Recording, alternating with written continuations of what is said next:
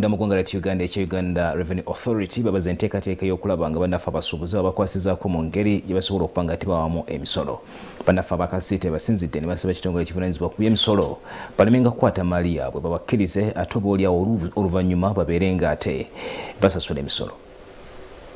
Gavumenti esabiddwa okwongera ensimbi mu bya tekinologiya sako n'okunoonyereza okwanguyiza abasuubuzi ne bannayuganda abakola emirimu gyabwe egy'enjawulo. Okusaba kuno kubadde ku kitebe ekisolooza emisolo munda mu ggwanga lya Uganda ekya Uganda Revenue Authority mu nkola gye batuumya ibomba y'abasuubuzi, ekitongole mwe kigenda okuyita okusomesa bannayuganda omugaso gw'okuwa omusolo. Thaddeus Musoke Nagenda akola nga ssentebe w'ekibiina kino ekigatta abasuubuzi ekyakasiita agamba nti abasuubuzi bangi bafunye okusomozebwa okw'enjawulo olwa tekinologiya atatuukana na mutindo gw'ensi yonna. Low technology, poor infrastructure, we still need improvement of infrastructure. We do appreciate the government is investing in infrastructure, but also technology, we are trying to copy up with other countries to make sure that the government can intensively invest in research and then new innovations, whereby even raw materials which are still sourced from China, we can find alternatives locally. And why are we trying to do this? We need to widen the tax base. Franka Mulamula wamu ku bavunaanyizibwa okukkiriza ebyamaguzi okuyingira wamu n'okufuluma eggwanga annyonnyodde engeri gye balina okukolamu emirimu gyabwe mu mbeera yonna. This clearing and forwarding tend to facilitate each other. And as a forwarder, you do not necessarily have to have your own offices in every country in order to be able to facilitate the movement of the goods.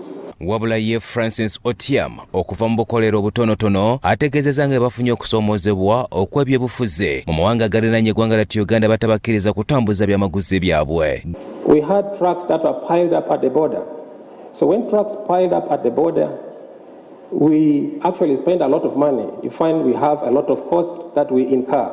For example, feeding the drivers, paying the accommodation, it's very expensive.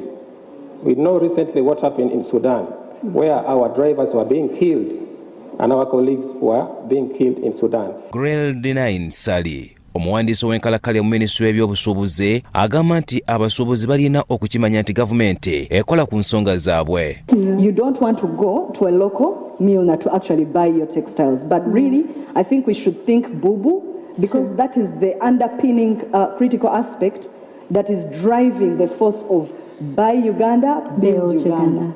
Wano omukungu mu kulondoola n'okusolooza omusolo mu Uganda Revenue Authority Asadu Kigozi asabye abasuubuzi okubanguyizanga emirimu gyabwe so si kugikalubyanga naddala ku nsonga ez'okuwa omusolo. People have kept goods in the stores, and the time when you keep goods in the stores under customs control, there is a certain time given by law.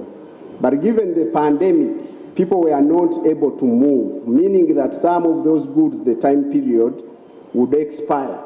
What we did as URA is to extend that period so that we can give people ample time. Asuubizza okulaba nti buli munnayuganda aganyulwa mu musolo gw'abeera asasudde. And we are also supporting the export-free zones, the industrial parks, which have exemptions, all that geared to making sure that production of previously imported goods is done in our country. Bya Ola Gabriel, Solti TV, Omunyo.